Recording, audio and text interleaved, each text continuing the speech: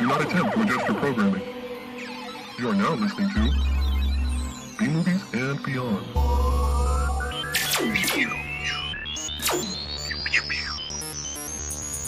Pew.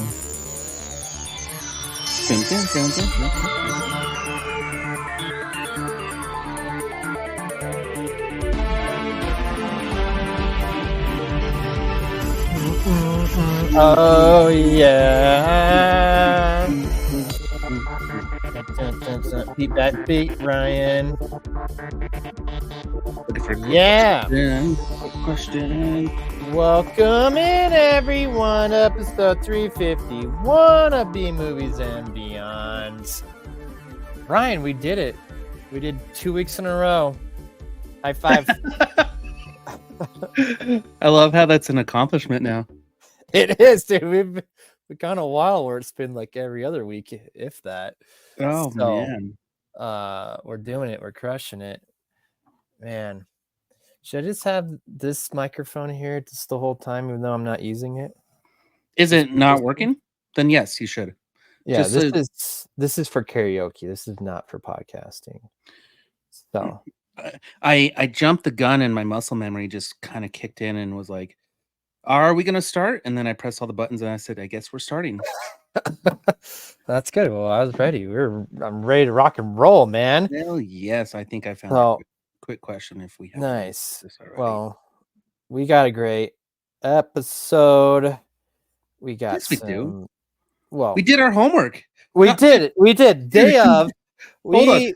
Yeah. Not only are we recording 2 weeks in a row, but we've successfully done our homework. Yeah, we said last episode that we were gonna watch Judge Dredd, and we accomplished that. And literally, so Ryan, I texted you this morning, what, like, I don't know, 8 o'clock ish, in the morning, saying like, "Hey, did you watch it?" You're like, where do you watch it? What you don't know is that I was watching it at 5 a.m. this morning. And I watched it. Oh. So when you text me to add to your request, I for some reason thought we were watching Demolition Man, and it's because we talked about it, but last minute we were like, no, Judge Dredd. So I was looking for Demolition Man. I didn't find it anywhere. I was like, oh man, I'm gonna have to let Peter down. And then you're like, did you watch Judge Dredd? And I said, oh yeah, that's right. That's what we're supposed to watch. Yeah. And then you watched it at 5 a.m. I scrambled to go find it, and let me tell you something. I'm gonna out me on this one. I used to have access to a really cool Plex server that had a lot of movies. Now I don't. So like $3.99 to rent Judge Dredd was kind of like, oof.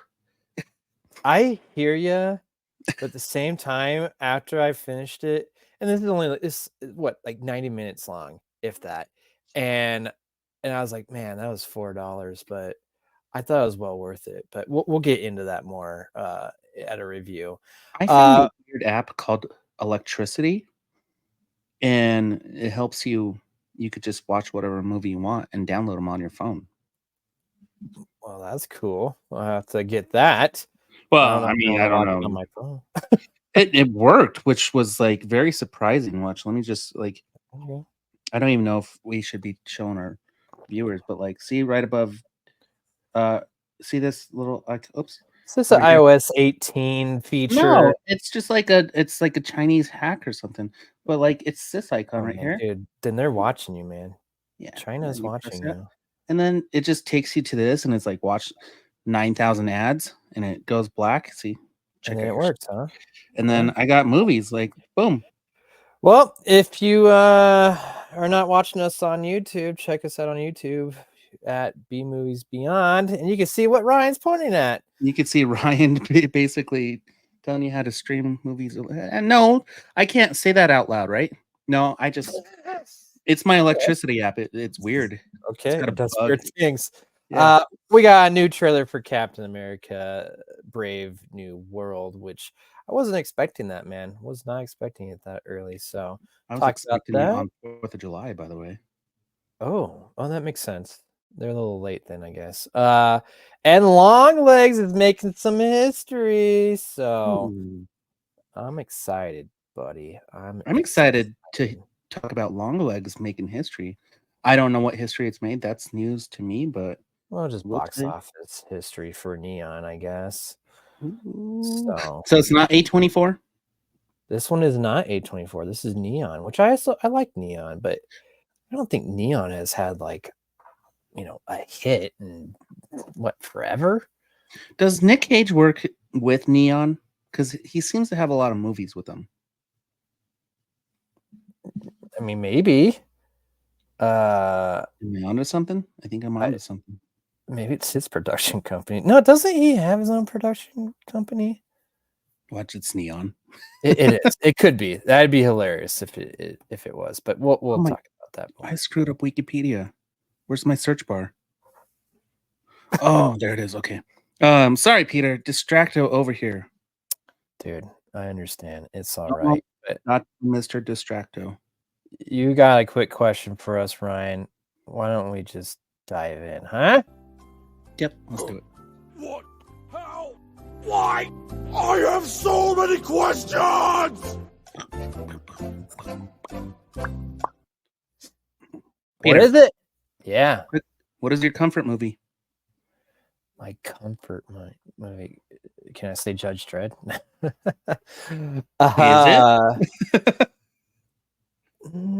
No, comfort movie, man. This is tough. I have a few movies that I feel like are just like kind of like go-tos I can just kind of watch whenever I want to. And I don't know. I mean, everyone knows like Ghostbusters for me. That's just always a given. Jaws is up there for my top 5 as well. But I think one that I don't think, maybe I'm wrong, but I don't think I talk about it enough. And I think this is a great comfort movie. It just makes me feel good. Is Empire Records. That's my probably comfort movie. It's kind of like a lighthearted comedy, feel good, like friends just coming together and supporting one another and saving Empire Records. So that's mine. Empire Records. Great choice. Hell yeah. Great choice. I'm looking up Neon with let's see, he is a producer of all these other ones. Anyway, my comfort movie is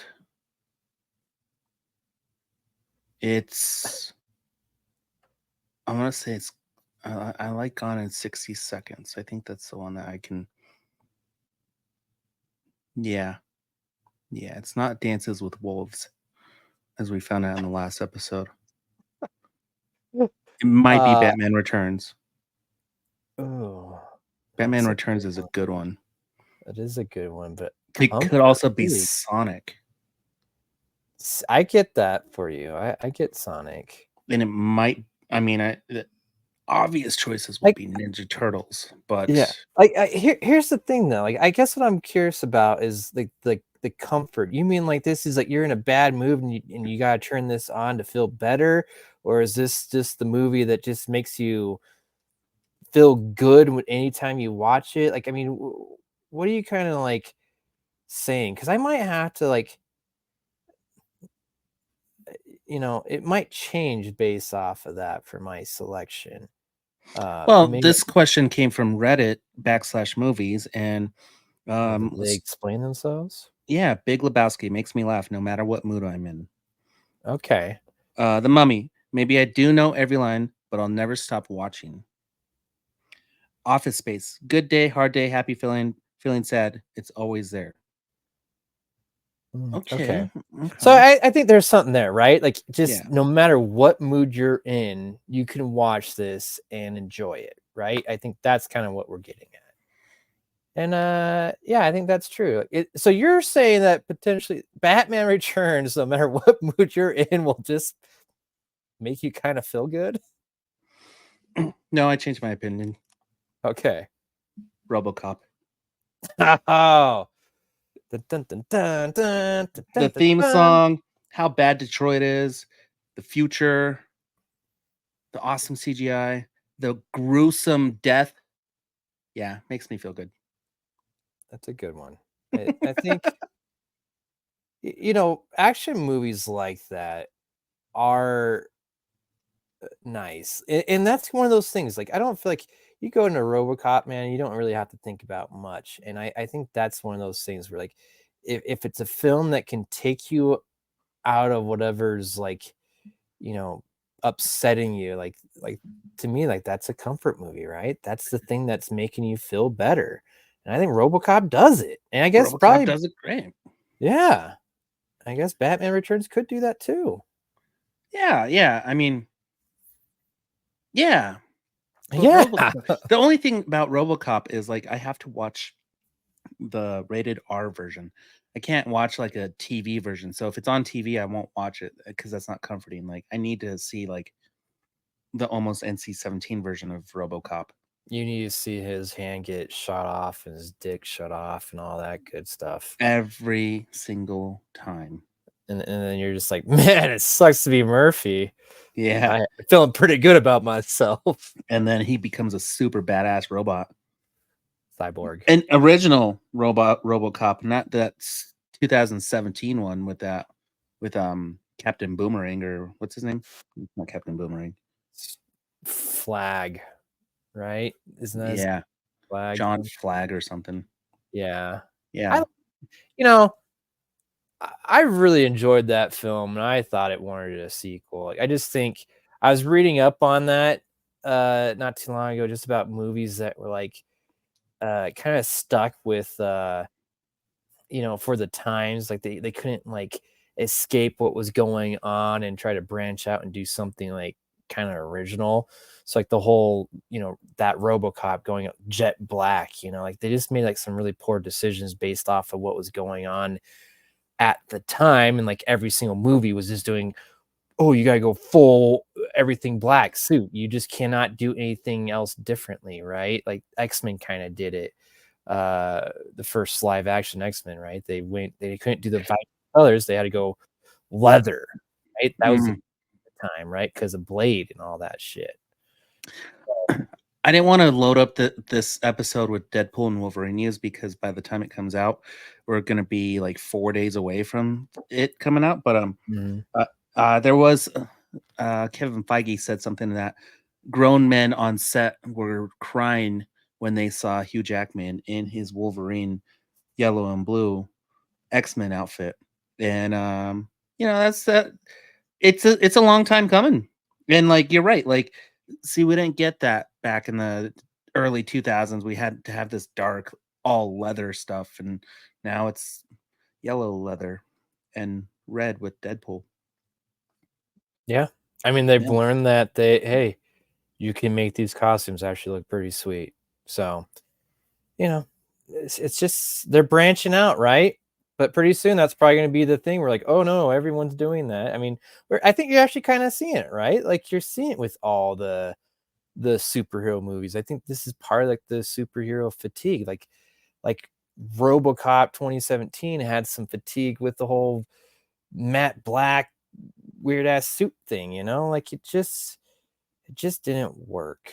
Even though I still think that movie's not that bad. So, good question, Ryan. I like it. I have plenty more. Oh wait, I thought you had another quick question. No, it's just saying I got plenty more comfort movies.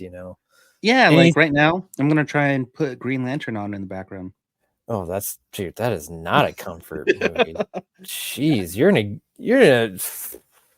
probably gonna have to watch something else just to like get that bad taste out of your mouth. Like, let me just tell you, this opening CGI so far is just god awful, dude. It was probably maybe a decade ago when I tried watching it again, and I did not even finish it. I couldn't do it. It's bad. Didn't we try and force ourselves so we can review it? There's no other reason why I would have this on my Apple TV. Well, is that what we're doing next week? Should we, in honor of Deadpool? Oh, I like it. Okay. All right, guys, we're watching Green Lantern. That's what we're going to review next week. Oh my God. Gotta write that down. I can't even finish it a long time ago. I'll power through it. Take me a few days. But okay, hang on. Yeah. First, I got just a little stipulation here. Like, if that is not available to stream somewhere, I'm not paying money for that. Let me just put that out there right now. Okay. So You can log into my Apple TV because it's totally on there. okay. All right. Well, then we're set then. Yes, and I agree with you. If it's not available for streaming, I don't want to feel bad for spending $4 to rent it. Yeah. Yeah. I think I'm gonna have to watch it on your Apple TV because I don't think it is. It's not on Max. You would think so, but maybe it is. 2011. Oof, Yeah. that's a long time. Is it on Max? certainly- Can you check? I'm checking right now, and I see just Prime Video, and I don't see anything else on here. I don't think it's on Max. Yeah, see, it's so bad. It's not even up there. But all right, Apple TV. You're gonna watch it on your Apple TV. Which is still, it's very good quality. I miss that with my Apple TV. Speaking of, it's not good quality, but we got to talk about them anyway. What do you say? Let's do it.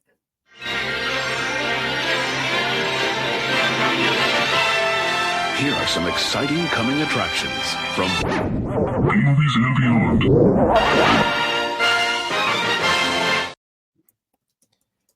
Dude, I take that back. These are actually kind of quality.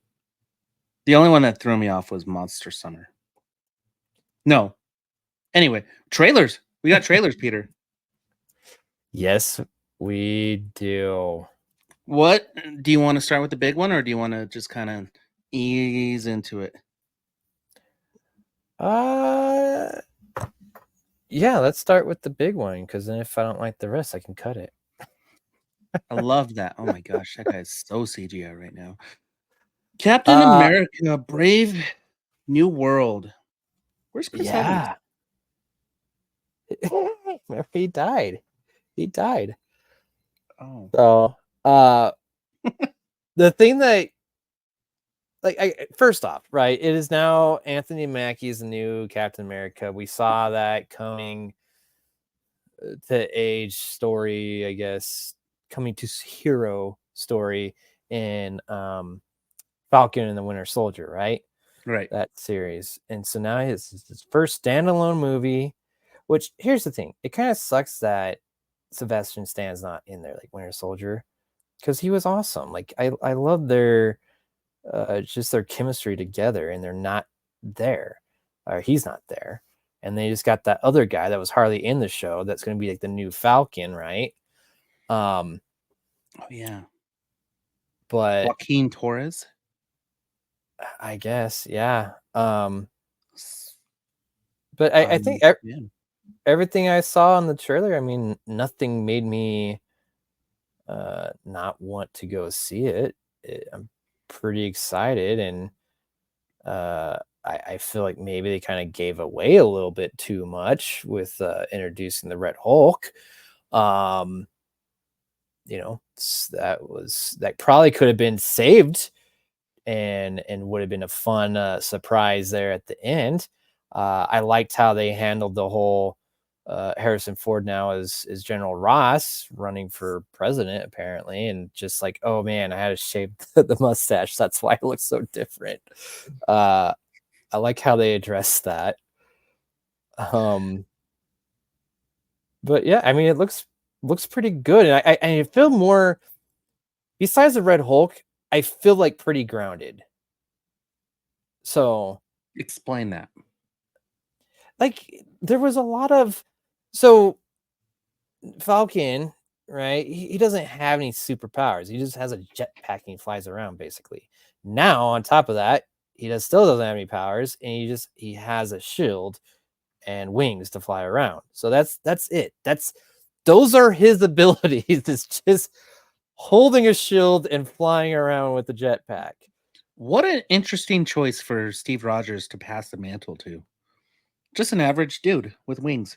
Yeah, but I like that, the fact, and so, but also you have to now be all right. the fact that he's going to go up against the Red Hulk, how is that going to play out? This, again, average dude. It's going to be interesting to see how they play that out.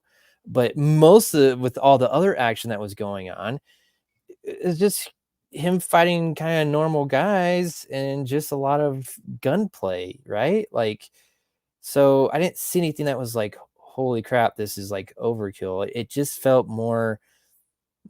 That's why I said grounded is the fact that he's not, again, besides the Red Hulk, he's not going up against these like weird like super villains, right? Like that's what I was getting from that. Okay, I see where you're going with this. This is going to be a very governmental, political movie. Oh, absolutely.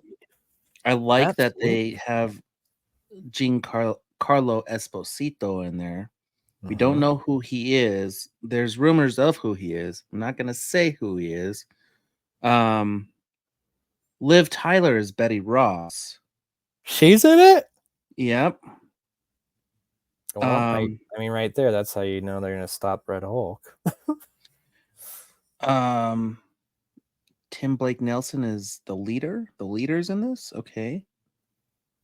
You get to see her or him. And see, this is just the cast that's been confirmed. But the one that really catches my attention right now is it says Seth Rollins has an undisclosed role. Seth Rollins is my favorite pro wrestler. So really, this is an automatic watch for me. There you go. They did it. They did it. I'm curious to see how Seth Rollins is an actor, not alone just an actor, but he's in the MCU. What is he?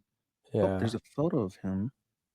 Huh. Yeah. But they So- didn't show him, so I'm okay with that. So and they didn't show from- that much of the Red Hulk either, which I'm okay with. yeah.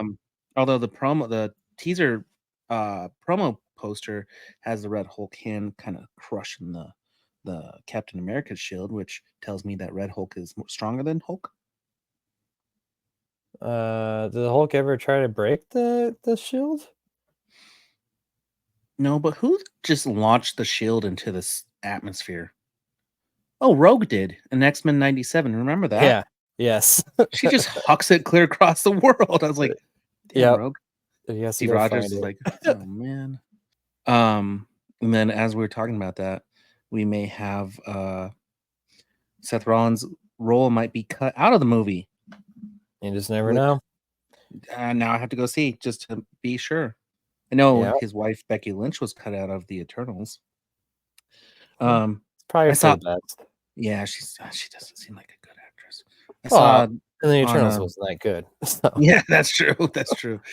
I wonder where they're going. I actually wonder where they're going to go with that. I just don't care. Okay. Yeah, I mean it's a Marvel movie. I got to go see it. Like I'm watching Green Lantern in the background. Like I'm gonna watch Captain America. So Yeah, yeah, absolutely. So, all right, why don't you do? I think probably this is the next biggest one is the F1 trailer, right? Which I did not watch, right? I'll be honest. that's fine. I wouldn't expect you to. I glanced at it in the background. It seems cool. I like car movies like this because they're freaking, they're about the sound of the car, and it just seems like another Brad Pitt movie that he was like, I want to do a movie about F1 racing. So Like, is it total like fiction? Is it based off of like some history? I mean, what are we talking about with this movie? I didn't get any reference of that in the trailer. So they have real names, so apparently there's no license that they have to worry about. I'm just trying to have find a real name. No, like they use real car names, and companies and stuff like that. So that aspect of it. Okay. it is featuring named. created in collaboration with FIA, Brad Pitt. Okay, Sonny Hayes, Formula One driver who raced in the 1990s, has a horrible crash forcing him to retire and start racing in other disciplines. Formula One owner and friend. contacts Hayes and asks him to come out of retirement to mentor rookie prodigy Joshua Pierce. I don't know if these are real people. He raced in the 90s, so it takes place now.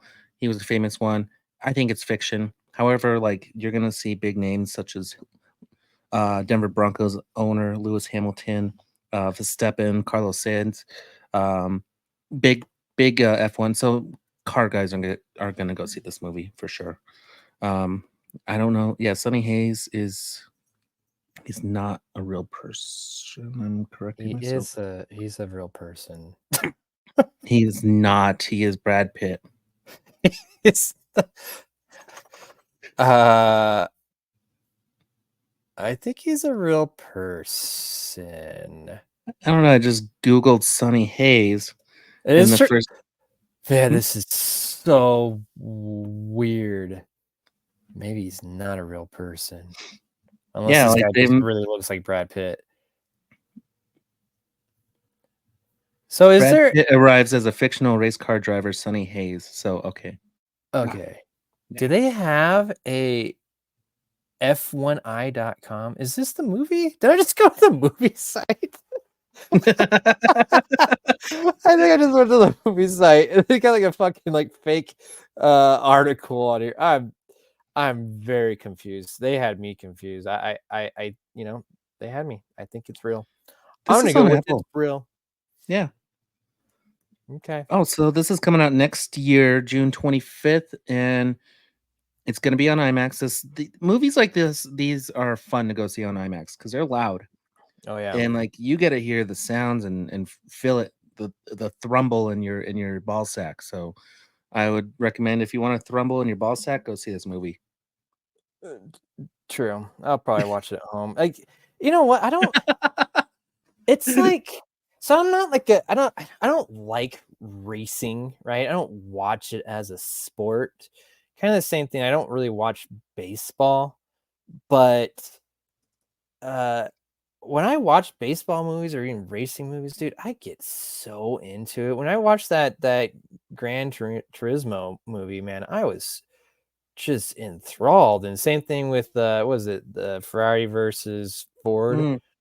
Another great one, man. Like I get into it, or like who's gonna win the race? They really hype it up, and like they make it like a fight, but you can't fight, so like there's all this just built up tension in their ball sacks, and then when you go watch it in the IMAX, that's where you get the thrumble from it. So and then you get a release, and then you get the release. Like what was the other one? Ford versus Ferrari, but the other one with James Hunt I think it was Hunt with Chris Hemsworth. That was Rush. Yes, Rush.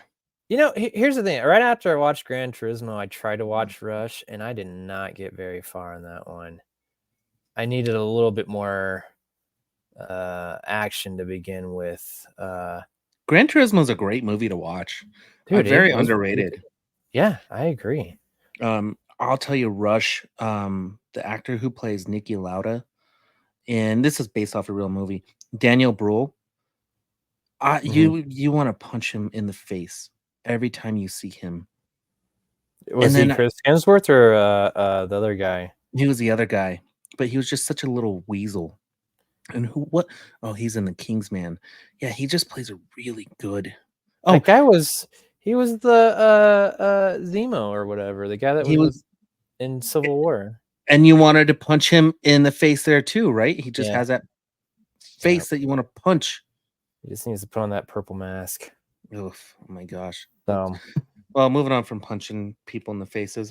This comes out next year. We got plenty of time to see more trailers for it. Same thing with Captain America. So, what's next? You know what? I like this. Mel Gibson. Do you think he's kind of making a comeback here? I think it's time. And yes.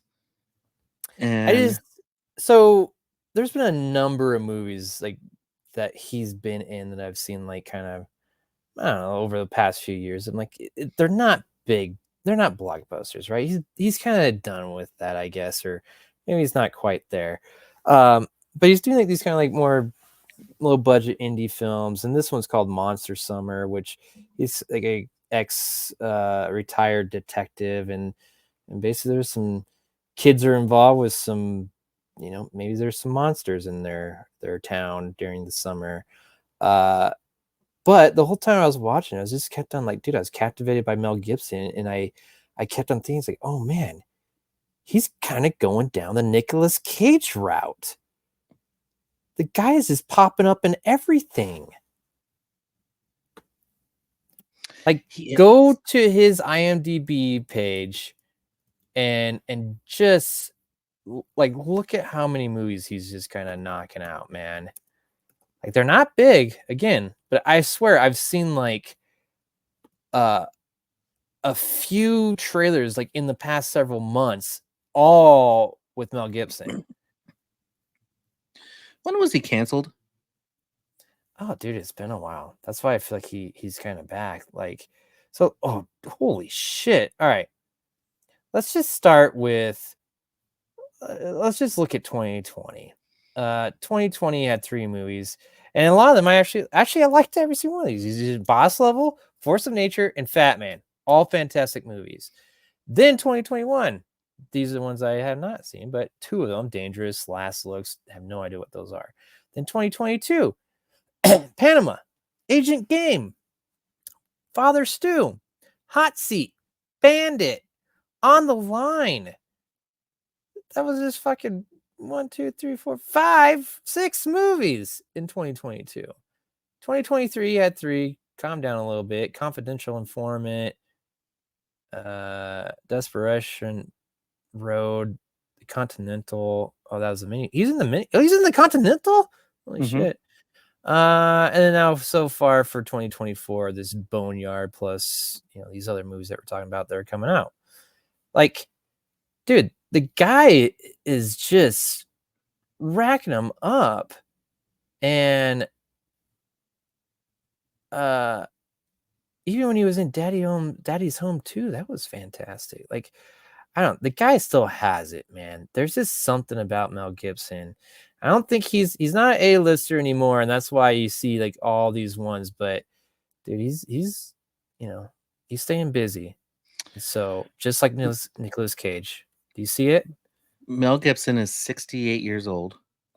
Nicolas Cage is, oh my gosh, why do they have 2 pages? He's 60, so Mel Gibson is older. I would like to see Mel Gibson come back in some of our, like, okay, I was gonna say this. I think I've talked about this in the past, casting his son as Wolverine, Milo Gibson. I think he'd be a great fit for that. But look at Mel Gibson now. If Kelsey Grammer's too old, why don't they cast him as Beast? I would love to see Mel Gibson as Beast and bring him back. And that would be a great way to like let him just kind of be a fun, kind of campy guy and bring back his A game and have Mel Gibson in there. Yeah, sure. I don't. This is what's crazy, dude. All right, just think, because I was just like, oh man, there's not that many like aged like action heroes, but then I just thought of Liam Neeson. I'm like, dude, that guy's 72 years old, and he's been doing tons of action flicks. So during the time that Mel Gibson's been this, during that age and plus, so it's not impossible for him to kind of make his comeback. But I just like what he's doing right now. That's all I'm saying. There's a few movies on Netflix that I want to watch, like that he stars in, and again, I like these ones where they're nothing big, they're not fancy, they're not the blockbusters, right? I think he's done with the blockbusters. It's great. This is kind of news related, but did you see how Nicolas Cage was saying, like, yeah, I could see myself going back to the like the blockbuster films, the A-list movies. Dude, all he's doing is building himself up for it. Here's the thing. The guy's all over the place, because he's like, first off, he's like, oh man, like, yeah, I think I got a couple more roles and then I've done everything I need to do as a thespian, right? And now he's like, I could do some blockbusters. It's like National Treasure sounds cool again. Oh, maybe I'll do Ghost Rider. Gone in 60 Seconds 2 sounds awesome. What's John Right. Travolta doing for Face Off? Exactly. I don't know. It just cracks me up. I mean, these guys, it's just they're never done. That's kind of how I see it. They're just And they not don't done. have to be. That's the best thing about it. Yeah, they don't until like I think some of these people that just go away. You know, they I think part of it is their bodies are just I can't do that. It's too much work. I mean, freaking Clint Eastwood is still doing it. Barely. I mean, the way he's running, he can run for president. That's true. That's true. Would he be the Ooh. oldest one? And people would still vote for him. He can walk out like his character in Gran Torino and they'd be like, yeah, he should totally be our president. God, That's this true. movie's so bad, Peter. You know what else looks bad is I'm not gonna lie, dude. Terminator Zero. Oh, you have a quick question on here. I did put a question on that. Yes, I did. What? How? Why? I have so many questions! Terminator Zero is an anime of Terminator, kind of like Animatrix. Is that what I gathered? Or is it like a prequel kind of thing? I don't know, to be honest. I mean, it's Zero, so I think it's a prequel. I never saw anything actually in there that reminded me or pointed me in one direction or the other. So I really don't know. But here's the thing, I mean, you it kind of sounds like you're not excited about it, but I actually I like it. I like the universe besides the time traveling. So depending on how they handle it, I think it could actually be really cool. And it made me think what other franchises should have the anime treatment to it. Okay. Based off this premise, I am kind of interested in this. In Japan, Malcolm Lee has been developing another AI system that is intended to compete with Skynet. As Judgment Day approaches in 97, Lee finds himself and his 3 children pursued by an unknown robot assassin, and a mysterious soldier from the year 2022 has been sent to protect him. So it's not Skynet, it's a competitor to Skynet, but the same premise. In Japan. Wait, so Skynet is trying to kill their competition in the past? Oh man.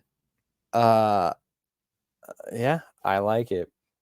I that sounds ridiculous. The fact that I did not read that, but I mean, it makes sense, right? For 2 competitive AIs, I need to go against them. I need to take them out. The voice of the Terminator is Timothy Oliphant. Nice. Yeah. All right. Rosario Dawson's in it. An AI developed by Malcolm Lee, who is Japan's answer to Skynet. Okay. Oh, her name's Kokoro. I love Kokoro. We go to Kokoro every once in a while, and they have really good sushi. All right. Well, yeah, I'm fine with it, just because it's a different spin on it, and it's Japanese. It's not like a Japanese version of an American story like they're telling Japan side. Yeah. And then you did have a quick question. What franchise do you want to have an anime treatment?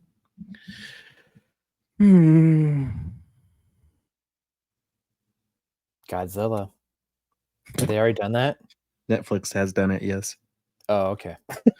Oh, speaking of Netflix with anime, have you watched Ultraman? No, I had not.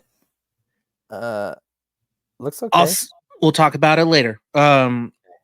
It's awesome. Okay, so my anime treatment, I want an anime treatment of Ninja Turtles again, because they did it in the late 90s, and they were like mech suits, but I want, and then I think they did another. I want like a series. I want to see what they do with like Last Ronin. That would be a good anime.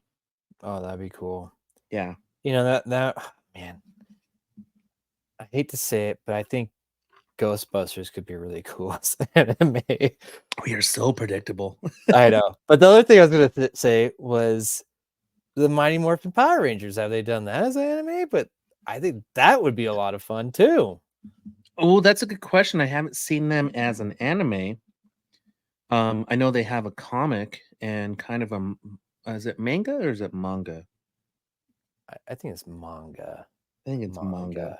Yeah. Yeah. But and they have a really cool alternate storyline going on with like Lord Draken and like all the other stuff. So Dude, I can't get off the fact like the idea of an anime with Ghostbusters. Like I've seen some of these anime shows like Japan does so much cool stuff with kind of like these like spirits and everything. Like they could really do some cool shit, I think, with the Ghostbusters. I think that's a really good fit. So would you want them in Japanese or would you want them in American? What? Would you want the Ghostbusters? Oh, dude, Ghostbusters in Japan with the Japanese crew? Yeah, that's what I'm talking. Yes, I think go to Japan. Like now you got all these new spirits and like stories and everything to tell. Like I think that's what you do, just kind of like with this Terminator Zero, right? They're in Japan. I think you send the Ghostbusters or even have a different group go international in Japan. Like yeah, that's what you do. I like your choices. I really do. I like it. That was a good one. Girl, you know it's true. Now it's time for news. Wait, 2023.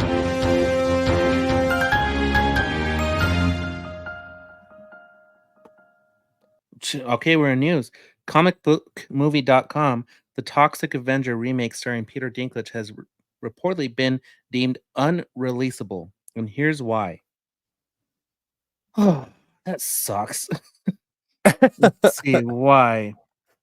The site claims to have spoken to the producer, who says Toxic Avengers commercial prospects are too out there for any sort of traditional theatrical release, likely explaining why the movie still has no confirmed distributor.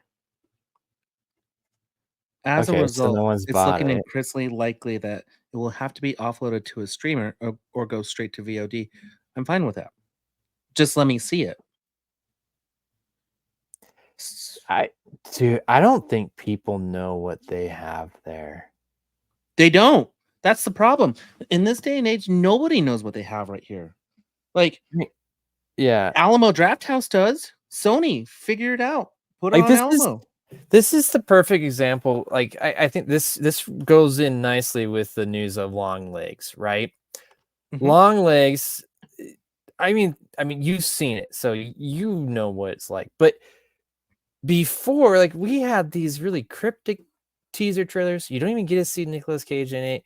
All you know is a horror film. But other than that, I really have no idea what Longlegs is. And they're contributing that to like why this movie is actually a success for Neon. Like that's one of the things. Is like, sure, it's already pretty much doubled what they put into this movie. The movie was budgeted at 10 million. They've already made over 20 million already. So like this reminds me of the Toxic Avenger, dude. There is such a strong following with just trauma in general, and like they're backing it, yet they're saying there's not, no one wants to distribute this into a theater. Like it's I don't understand how that's even possible. Like no one is understanding what this is like. Like I think they could put this in a theater and it could have legs like Longlegs. Ha! I didn't even see that pun. Like I just don't think they know what this guy has created, you know? And the fact that you got Kevin Bacon in that, you have Elijah Wood, you have Peter Dinklage. Like, I don't, man. I think they're missing out on something. I think whoever does finally get this, it is going to be uh, a success for them. I think it's gonna be a hit. So, Either just like Longlegs. A24 or Neon just need to just buck it up right now. Yeah. It's very interesting that you brought up because Peter, like, I didn't really hear about Longlegs too much. I think I remember us watching the trailer and talking about how Nick Cage was in it, but he wasn't really in the trailer. And I'm glad to see. Well, let me tell you my experience to book this movie. I had it planned to like go see it on Thursday, and then I think it was Tuesday before that Thursday. The Thursday showing was booked up all the way till 10 o'clock at night. Then I was like, oh, Friday is going to be worse. Friday was worse. And I got 9 o'clock tickets, and then I was late on dinner, and I had to move to a 10 o'clock. And luckily they were cool and let me sit in the handicap spot because it was a good seat. But I was really happy to see that this people went to go see this movie. I didn't know if it was like because people are going back to see movies or if this was just a good movie. And it was a good movie to see in a movie theater, especially late night. So I'm glad people are doing this, and we need studios like, dude, take note because we do need to see movies like this. Like, and movie theaters need to do parties. Like, they need to, like, Alamo does a movie party where like they make it fun to go watch the movie, and that's something Toxic Avengers known for. Like, go have fun with it. Doesn't always have to be so serious. Yeah. Maybe Sony needs to buy this and put it into their movie theaters now. I like that we can say that. Yeah, man. Well, that's awesome.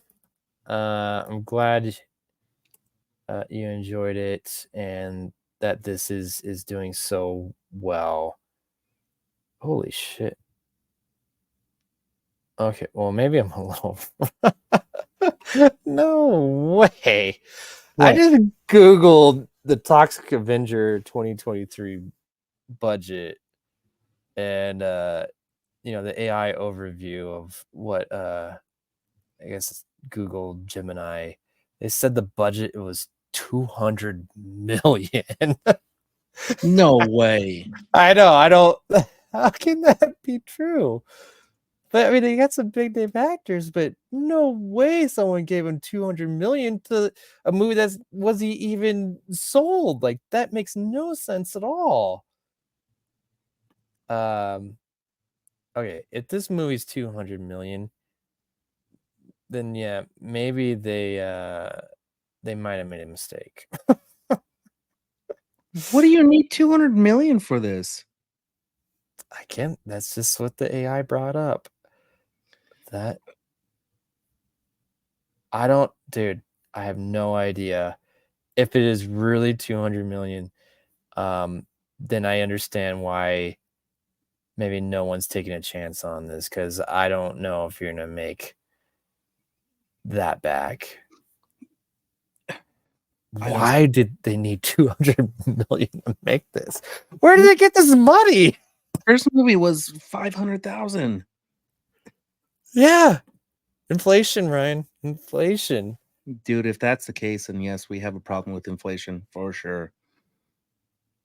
This says the director of Toxic Avenger was given a larger budget to shoot something incredibly gross. So no way he got 200 million. I don't understand. Like, wow. Okay. Then buy me some sports cars and. All right. Well, we don't need to research right now. Yeah, we'll look it up. We'll do some stats later. But Nicolas Cage's Longlegs performance was great. Slash Film is saying why we love his performance and why haters are wrong. I just want to throw that out there. It's because we've been saying this all along. And who hasn't listened to us? They're a bunch of fucking idiots because Nick Cage is one of the best thespians out there. And I'm glad it's getting legs, as we say. Let's see. Heat 2 is coming up. Michael Mann teases filming. So we're getting Heat 2. We got Beverly Hills Cop 4, and now we're getting Lethal Weapon 5. Are the 90s coming back? Dude, 90s were great. That's Love why it. we're doing all these 90 movies. So Yeah. And then, hey, you might like this news, Peter. Avengers 5, the Russo brothers are returning to direct the Avengers movie. you know what? I don't think I like this news, to be honest. Really? This seems to me like a cry for help. Like this is something where like they're like Marvel has realized that they have potentially fucked up, or at least the fans are not happy. And so they're like, okay, we need to go back to people that, the directors that made fans happy. This reminds me of Star Wars after Ryan. Crap. Why did I just lose his last name? Ryan Johnson. Yes.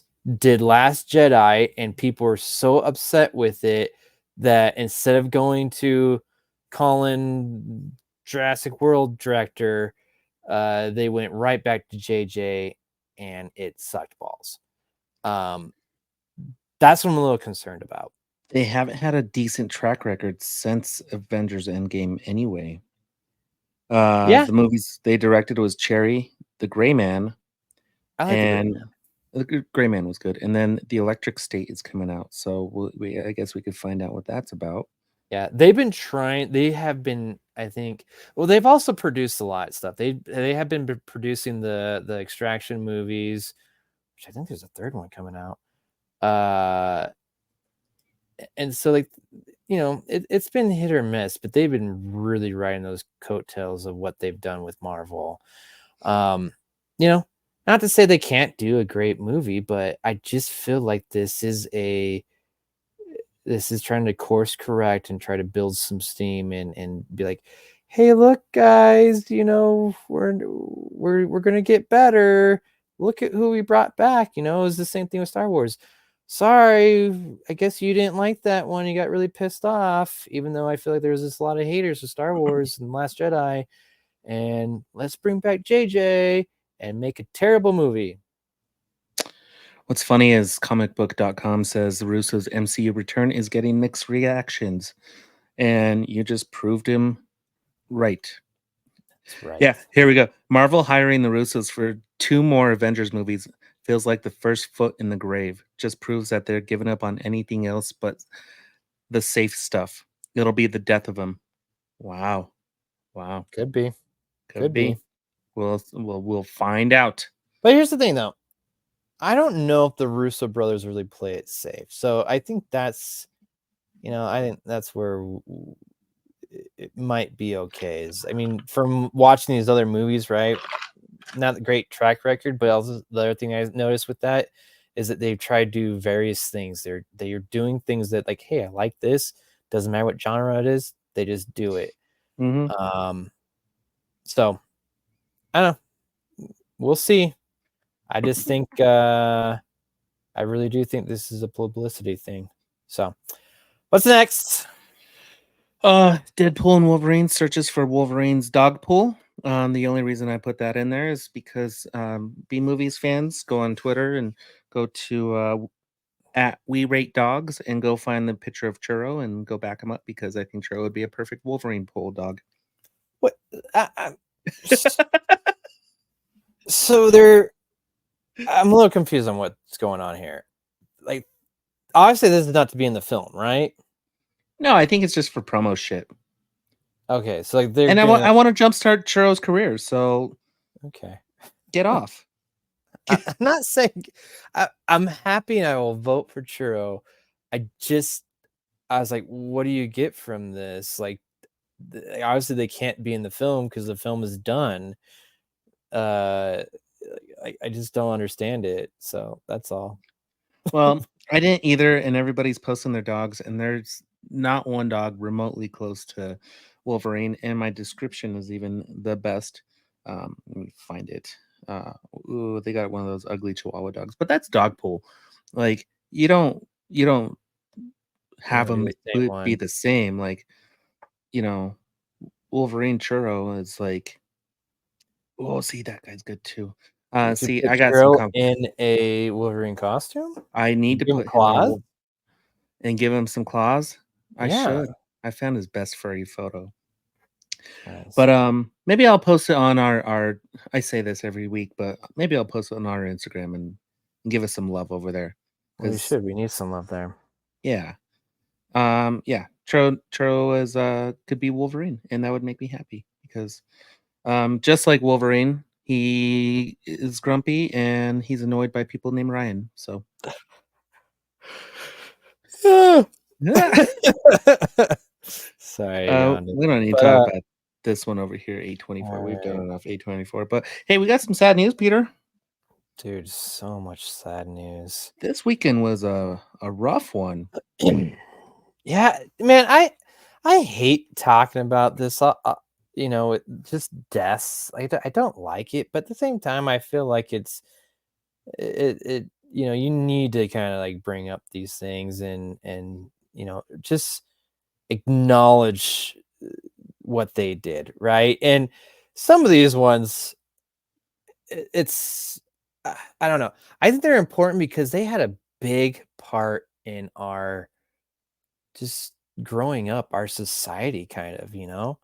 For some of these that like Richard Simmons, right? Richard Simmons just passed away, and dude, he was such a huge thing. Like, I remember doing I think it was like Sweating to the Oldies or something. My mom used to do the Richard Simmons. I would do it with her, that exercise video. But like, dude, he was just like in movies, you know, they talked about him all the time. Like, it was just such like, dude, he was so widespread that you have to acknowledge that.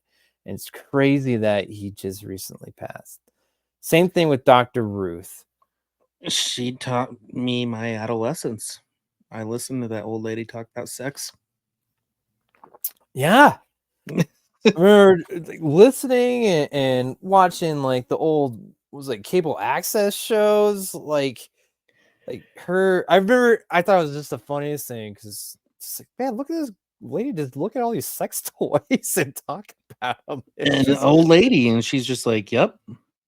yeah, just cracked me up. And again, it was another thing where like it she was so big that you know, you hear about her like in you know TV things or at least references to her, you know, all kinds of stuff. Like just so huge that you just get brought up in various contexts in all kinds of media. It's crazy.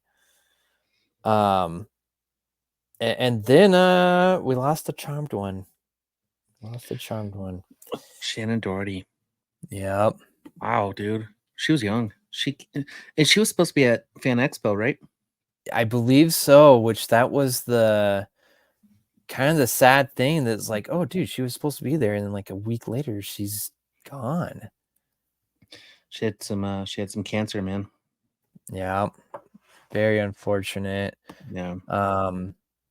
You know, and she goes back to just you know so many, uh, you know, in some of those Kevin Smith movies, Charmed, if you watch that, just so many different things. Wasn't she was in Mallrats, right? I'm pretty sure she was the girl in Mallrats. And She Chasing Amy, maybe. Yeah, she was in Mallrats, and she was in Little House on the Prairie. She was on Beverly Hills 90210. She Mhm. was in Heathers. She was kind of like a 90s like you know what's the word for it? Not a heartthrob. That was like the guy side of it, right?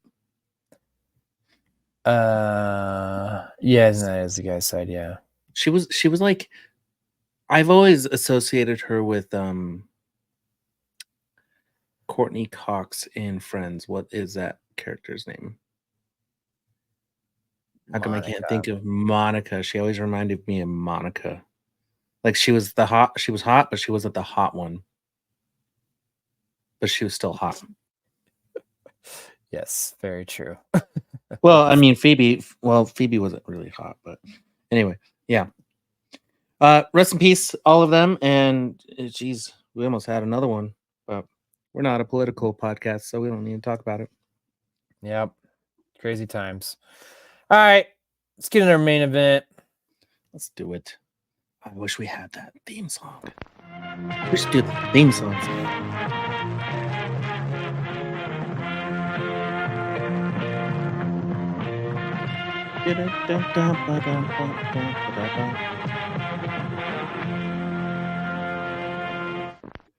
Judge Dredd. Judge Dredd. I want to go dun dun dun dun dun, but that's Terminator. That is right. That is Terminator. But Judge Dredd, 1995. Which, dude, did you even know that we were doing that? We did Waterworld came out in 1995, and also Judge Dredd. We did 2 movies from 1995, back to back. I did not know that. Yeah. But it just kind of proves that 1995 was like the shit before. Oh, never mind. Hold on. 95 has some classics, Peter. Well, that's what dude. 95 was a great year. Like, Why do we watch the shitty ones? I disagree, Ryan. Judge Dredd was Sylvester Stallone. Like this was it's rated R. It comes in an hour and 36 minutes, so you're right there at that 90-minute mark. And dude, I don't think when did I watch this? Like, so I didn't 96 or 95. I was probably just moved. I was like 10 years old. I did not get to go see this. I didn't see this till much later in life. I was a teenager when I saw this first time, and I loved it then. And now rewatching it, dude, I'm just gonna throw it out there right now. I thoroughly enjoyed it again. Dude, I love this, and I don't understand why there's so many haters for this movie. So, yeah. There were a lot of haters, and maybe 95 was the year of the hate of the movies, because like as you can see on the screen for YouTube viewers, there's Congo, Species, Cruel Jaws. What's that one, Peter? whoa, I don't know what that is. Came I'll have out to in look that one 95. up. Three Ninjas came out. Huh. Then you have Free Willy 2. Batman Forever was Dude. 95. Yep. And then, I'd say I'm trying to find Mortal Kombat. Nice. Desperado. That was a good one. Oh, Candyman. Hackers. Major Pain.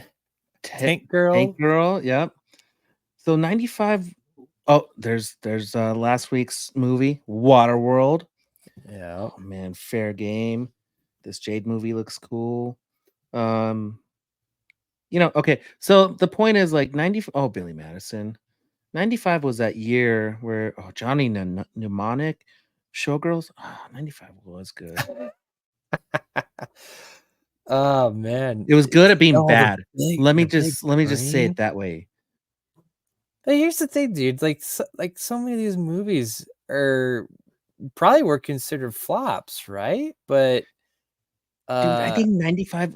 Okay, in comparison, let me just change that number to a 6. And you got Twister, The Crow. You got you're not helping. Mars Attacks. You got Happy Gilmore. You have Shazam, Mission Impossible 1. I think what we're getting at is just every single year there's some good movies. I don't know, but I feel like 95 was just exceptional.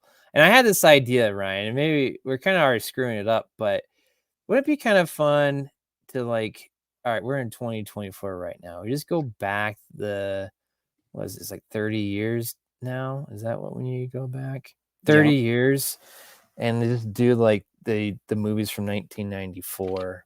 Maybe take a look at that. But we didn't do that. We did Judge Dredd, and this is based off a comic book. And here's the other thing, like 95, right? How many comic book movies are really out there? None. Yeah, like when did Blade come out? When was that released? 98 or That- 97. Oh, the first one was 98. You're right. Yeah. So this is kind of like a little bit ahead of its time, man. Like we saw Tank Girl was coming out this time. Like it was just a little bit ahead of its time for its comic book roots. Like I don't think people were quite ready for this. And that's why it had such a failure. This is considered a flop.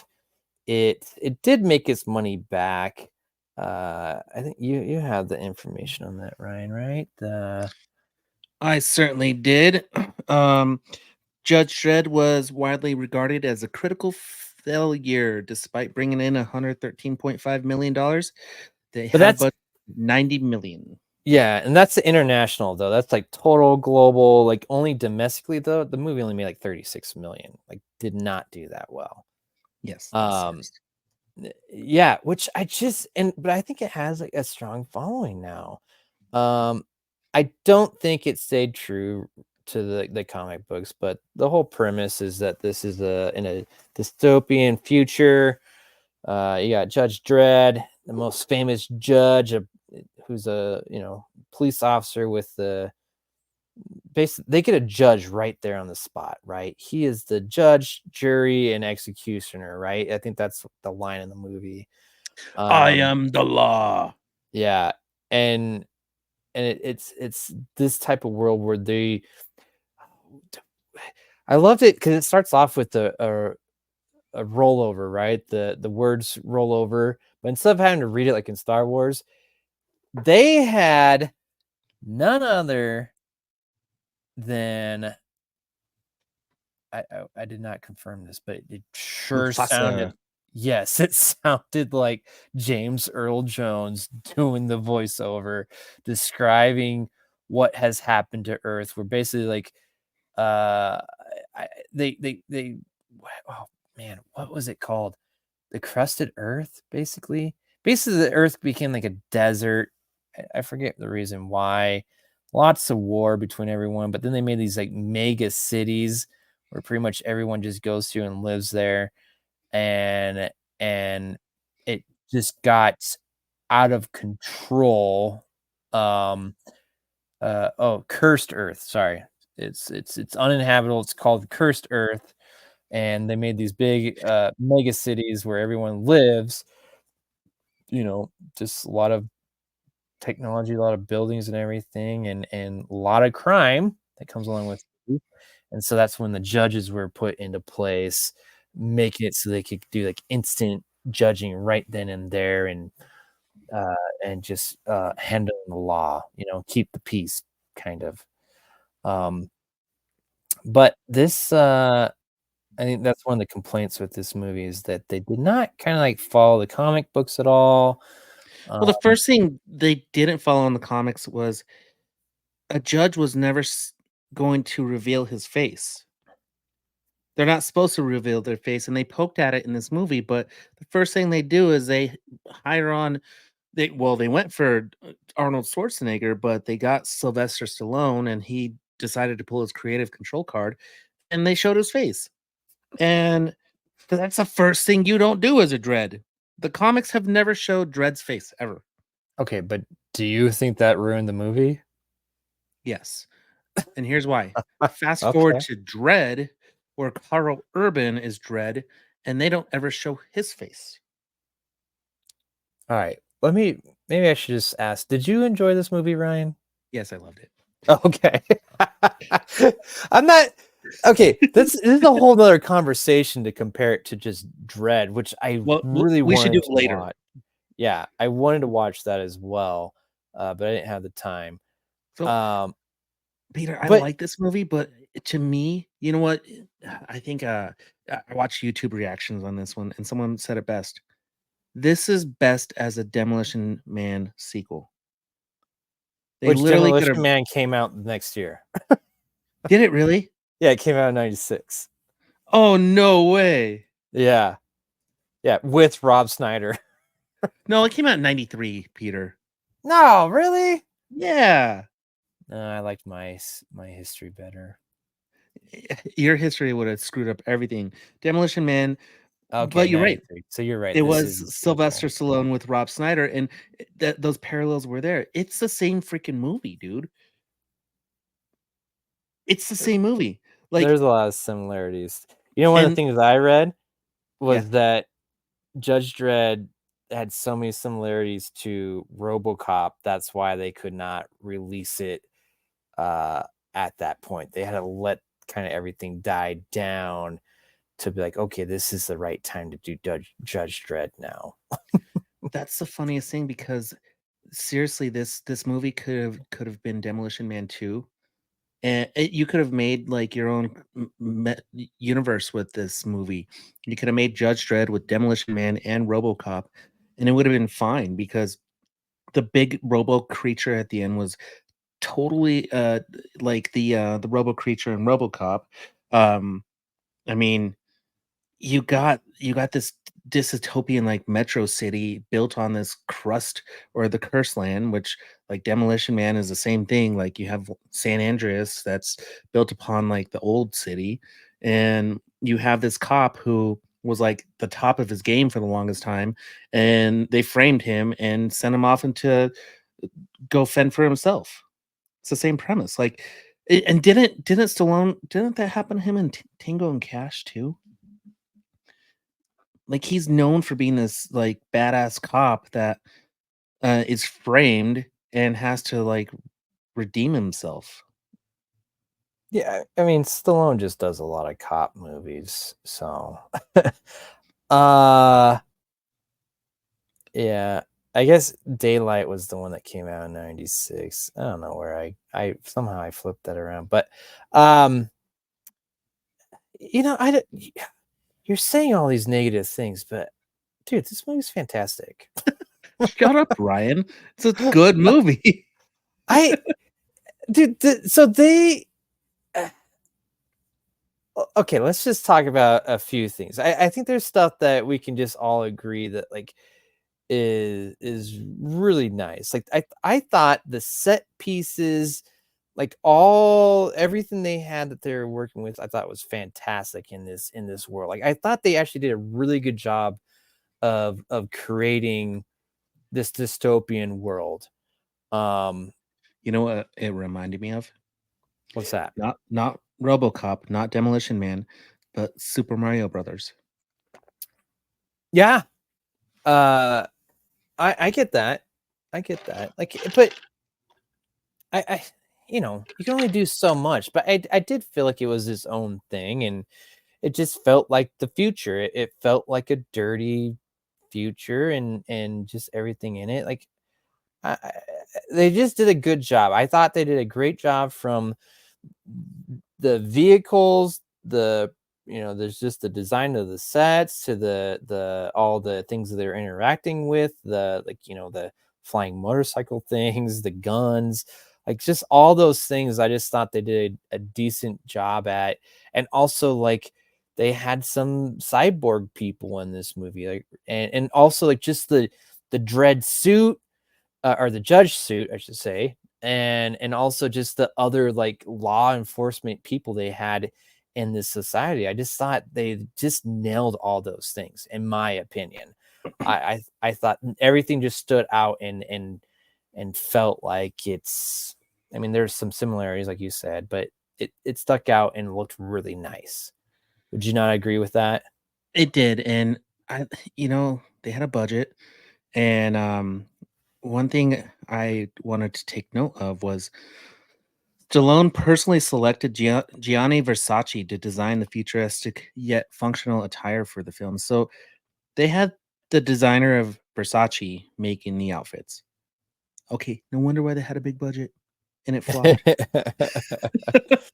And then, Peter, let me ask you this. We watched two movies, Waterworld, 95 movies. Do they not have a concept of the future? Because Waterworld was set in the year 2500, and this is supposed to take place in the year 2080. Like, what is our dystopian future supposed to look like? Well, either the polar ice caps are going to melt, or we're going to have a drought. I don't know. Right? Either way, basically, that there is. I don't. That's what I kind of like though about this. I was gonna say, like, either way, there's this kind of chaos, but it's saying like there was more chaos, I think, in Waterworld than in Judge Dredd, right? This is more like just it is much more satire, in talking about the government and maybe just too much power, right? Like how the police can potentially control too much, or the government can control too much. Like that's what I got with Judge Dredd, and that was the whole thing, right? That kind of goes in line with the themes of RoboCop, which that's really what they're, I guess, kind of going for. They wanted this to be a lot darker and satirical, and then supposedly Sylvester Stallone was like, no, we got to change all this up. Well, he thought it was a comedy. Yeah, he wanted an action comedy thing, which, but here's the thing though, I still loved it. I don't like, it stands out to me, and I still don't understand why it's a flop. It moves at a very quick pace. I was never bored. I was always entertained. I was never confused in this movie. Like all these things just kind of just makes it work. Like I just don't understand why it was a failure. Like this is just a popcorn movie. Now, if you weren't going in for that, and maybe this was just ahead of its time potentially, and also like I didn't read the comic book, so I didn't have any of that part to it where I'm like, oh, all pissed off that they changed shit up. And even if You know who is a big Judge Dredd fan? who's that? Justin. Justin's always been a big Judge Dredd fan, and I'd love to hear his opinion on it. Maybe we should just get him to just say something. But yeah, if you don't go in knowing the comic, which is good for this type of movie, because you're seeing a Stallone movie. The problem is, like, it was just beat down before it was released, and the critics just really just attacked this movie, and they didn't realize, like, hey, you know, uh 39 years into the future, or 29 years into the future, like, we're gonna enjoy this kind of stuff because it was fun. Yeah, I'm kind of, I'm curious about how everyone kind of feels about this movie. Like again, I'm not going to compare it to Dread because I think that is probably more accurate. But for this movie alone and everything they did with it, it is just a big, and I'm going to say dumb, but dumb in a good way. Like this is just a big, dumb, fun movie. Oh yeah. And even with, it's so weird. Like they were trying to make this like PG-13. Like that was one of the things I kind of noticed. Like I started thinking at the end, like I was like, this thing's rated R, but there really isn't. I wouldn't say overly violent. I wouldn't say there was a lot of cursing. I can't even think if they said the F word at all. Like it was really strange, and they were really going for a PG-13 movie, and they just could not get it down. And I guess they ran out of time where they could not cut it anymore to make it not R. Well, because it started off as an NC-17 movie. I read that it was supposed to be a PG-13. That's what they were going for. And the director, yeah. But I think even Stallone, and that they couldn't, I guess there was just too much violence basically, because can you think about it, dude? Like, there's really not a lot of cursing in this movie. There's no nudity. Not that much violence either. like not like gory violence, right? Like for a rated R movie, this is extremely tame.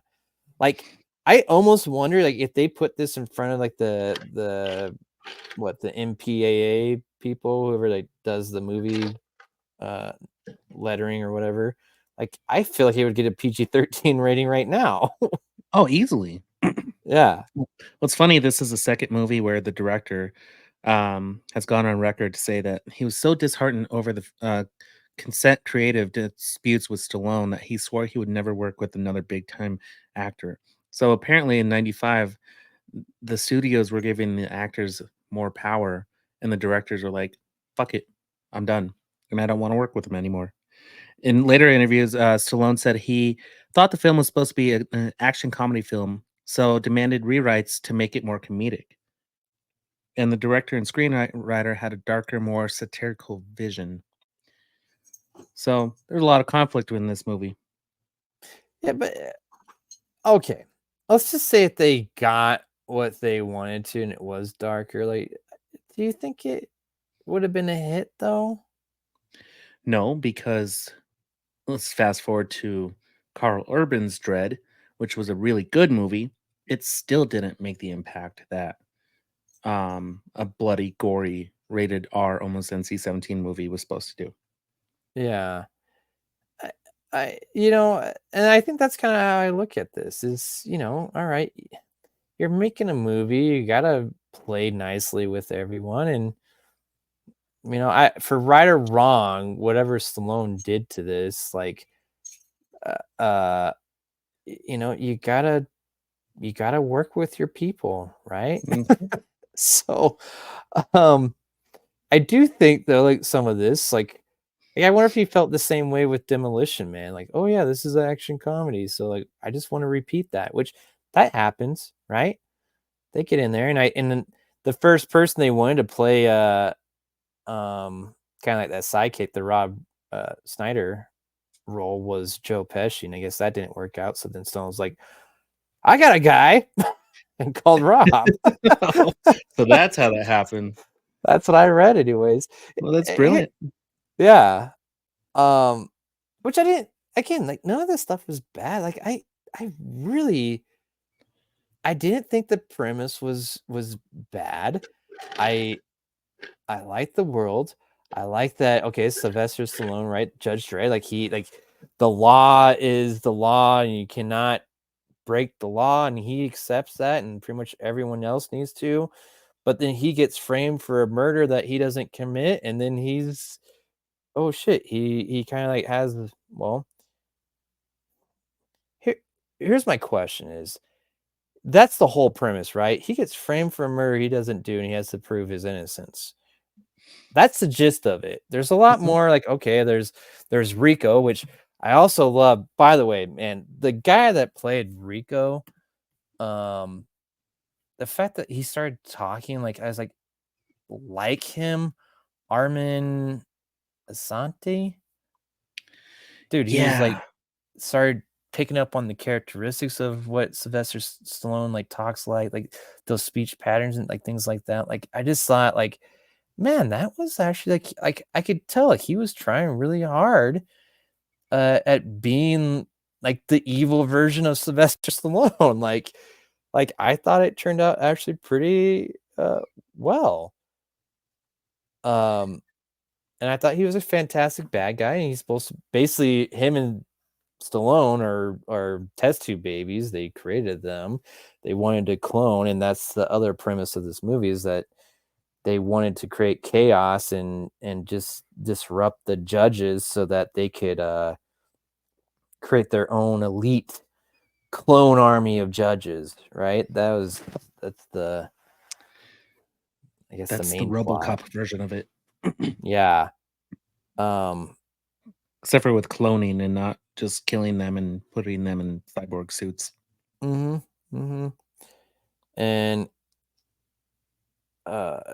yeah, it's just but yeah, I thought the actual story is pretty decent. It moved really fast. Like it is This movie was quick. Yeah. That was the other part that I just thought like, well, maybe that was part of the issue is that like they do not, like, it is just bam, bam, bam, bam. Like there is no sitting and waiting, and there's very few moments where they kind of slow down to like talk things out. But even with all that being said, like they did again, I was never lost, never confused in this movie. No, and see, that was a 95 was meant to just be a pretty straightforward action type of movie. Yeah. I would say like from 93 to about 98, that's what the movies were made for. They didn't have the best special effects. They had to have like these quick stories and a lot of action. And I think they did fine with it, honestly. Yeah. Here's something. Like, did you think that, like, okay, all these things, right? They're trying to send you this message that basically, like, you gotta be human, right? Like, you can't just be following the law. Like, that was kind of like the moral of the story. Would you not agree? Yes. Yeah. Because the law failed him right away. Yeah.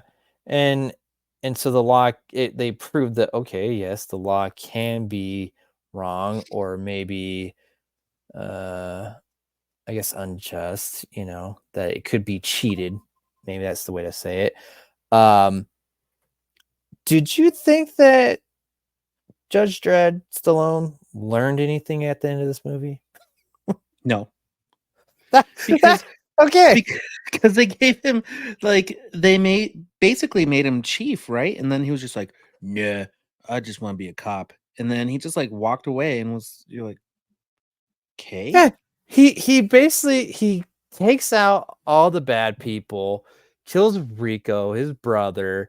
He stops the whole clone thing, and they're like, and they don't have a chief, right? Because the chief justice is what they're calling him, the main honcho of the judges, and he just goes, and they're like, oh, you should be him because, why not? You're like the veteran guy.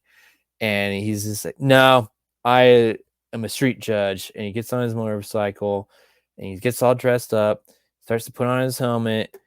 Hershey, which, talk about a last name, Hershey, man. I'd hate to have that last name. She just comes up, plants a kiss on him, and it's like, right? You got to be human, right? Like, almost as if, like, did you learn something? And then it just kind of like, I think it fades to black. It ends. I'm like, I don't know if he learned anything. He's gonna go right back out, judge everyone, to start killing everyone again, and putting down his justice basically, and not being a human. The only thing that kind of was like human about him was that he let Rob Snyder live. That was it. So And like, watching this when I was younger, I thought this movie was a little bit more funny, but watching it now, didn't seem that funny. I agree. Yeah, they were trying with Rob basically. Like he's trying to be kind of funny one-liners here and there. But yeah, overall, yeah, I agree with you. I don't think it wasn't that funny. It was very, I think the tones were light. But that's about it. Like it wasn't dark. Yeah. So that's a good point to put it. Yeah, but like just that ending, I think that was the biggest thing. Like, especially as like an adult now, I'm like, well, what's the moral of this story? Like, it just all works out for in the end, like, and then just don't change anything. Like I really feel like he did not learn a lesson at the end of this movie. So that part He's just cracked Stallone. me He up. doesn't need to. He could just be like, he could just deny being the new chief and like, peace out later. Kill my brother. Yep. Everything's all good. But there's also this, like, he's like, yeah, I did it. I killed all those people. I killed my brother, and my my father figure, the old chief of justice, he's dead too. But things are all looking good for me. Like, I got He my just walks badge away back. doing this. Exactly. It's just like, again, I just don't think he learned a damn thing from it. So, I thought the robot was super cool. I'm super glad they actually built that thing. It was not a dude in a suit. It was, Yeah. sure. And dude, one of the like film review YouTube channels I watch, they're like, this robot sucks. It's like the easiest robot to rewire and hack. And it was true. Rico was able to just like cross two wires and that thing was active. And then Rob Schneider came in and just like undid that and the robot was down. Like that's not like if that's your high-tech weapon, like you failed. I mean, he still had a Rob got shot by this robot, almost died from this robot, also was swinging around on the robot. Like, when it's actually active, it was pretty deadly. I don't know. I really enjoyed the robot. I thought the robot was badass. Did they make toys for this? Was this like a toy movie? I'm pretty sure they did. I really think they thought this was going to be a huge hit, and again, also I think that's why they wanted PG-13 because for the kids, right? You hit so much more people, and maybe that's why it's part of a flop. Maybe because they couldn't have as many kids got to see it. They did a Mega Heroes line, so they did some micro machines of them. And that's about it. Yeah, that's a toy flop. And I remember these toys because I was like, oh, these are cool. They're Judge Dredd, but I don't know any of these characters. I know. Watching this movie now and thinking about the other one, like it kind of makes me want to watch or read the comic books. So that's something I plan on doing in the near future. Is I want to see what everyone's complaining about with this movie. So, you have anything else you want to add to this? Just real quick, check this out. Back in 2021, this thing was available. I don't see it. Where is it? Like the whole thing? The robot? Yeah. Oh. Screen match ABC Warrior robot with light up animatronic remote control head. Dude, that'd be so cool. Look at that. That's impressive, man. I don't know how tall that is, but allegedly sold for estimated between 50 and 70,000 euros. Whoa. Dude, I don't know. It's pretty cool. I like that thing, man. I everything they did in this movie, I thought was good. And there's a lot of complaints about just the acting. Like, dude, I think Sylvester Stallone like was nominated for a Razzie for the worst actor. Like, I totally disagree. Okay, maybe that's my one complaint about this movie. It's just the dialogue. I don't know how many times Sylvester Stallone like, I knew you'd say that. Like, that was his catchphrase. I think that's what he thought was just funny. You know what I'm going to say right now? I knew you'd say that. See, the thing is, Stallone is actually kind of a funny guy, like, but he's just trying to be too serious with himself. Maybe during that time. Well, Peter, I give it a recommendation, and yes, I think we yes. did. Yep. Oh, God. Oh. I'll have what she's having. Yeah. What are you having? What am I having? I told you earlier I was going to talk about it, but you should go watch Ultraman Rising. I think it is Ultraman. Yeah, Ultraman Rising. It's an animated film on Netflix, and it takes place in the Ultraman universe, and it's a modern spin on Ultraman, and it's really fun because it applies towards anybody. If you like old Japanese shows, or if you want to watch this with your kids, this is perfect. I think you should do that. I don't want to give away too much on it because it's just a recommendation, but it's a fun one where it deals with like real life things, like if you had a problem with your dad, like that was one of the issues in the thing, or like raising a baby, and that's all I'll tell you. But it's fun to watch. Watch it with your kids, and I recommend it for anybody. It was on TV, and I was just like, huh, this is actually really fun. So It's a movie, not a series? it's a movie. Oh, I thought it was a series. So, okay, cool. Came out June 14th. And so that's on Netflix, right? Mm-hmm. Yeah, mine is also on Netflix. I've been watching the Receivers. Getting in the mood for some football. Oh yeah. So I like it.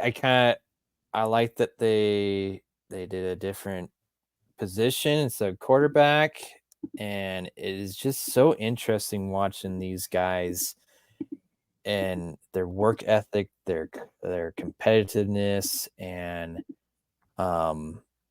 just their lives outside of football is pretty interesting, and I really like it. So Receivers.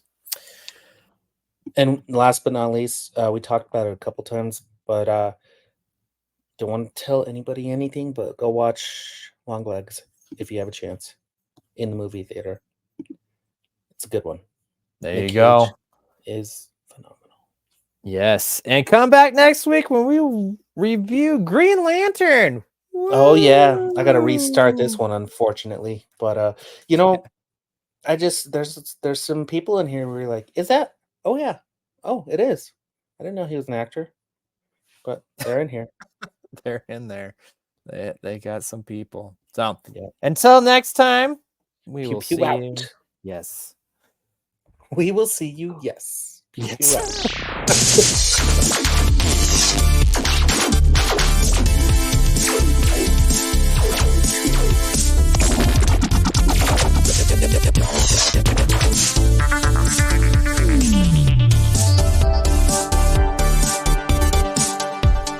Be sure to visit bmoviesbeyond.com.